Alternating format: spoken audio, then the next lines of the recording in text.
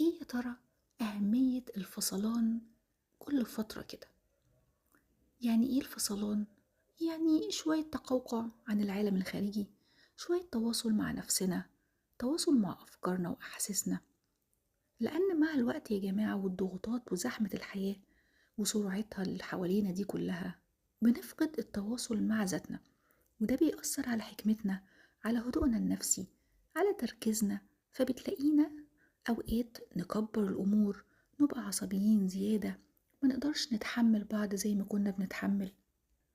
علشان كده مهم نفصل شوية. يعني ايه نفصل شوية؟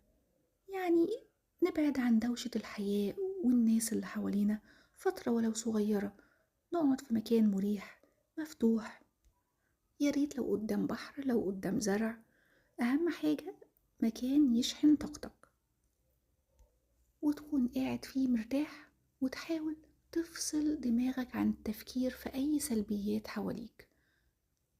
القعدة دي يا جماعة بتفرق كتير جدا جدا.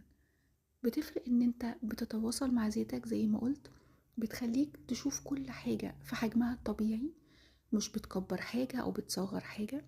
بتقدر بعد القعدة دي تحل امور كانت مش محلولة بجد. العقل لما بيسكت شوية عن التفكير ويهدى ويتنفس، بيقدر يرجع يشتغل بكامل قوته تاني. فحاولوا تفصلوا كل فترة، تهدوا من كل الزحمة والدوران السريع اللي حواليكوا، وتقعدوا مع نفسكم.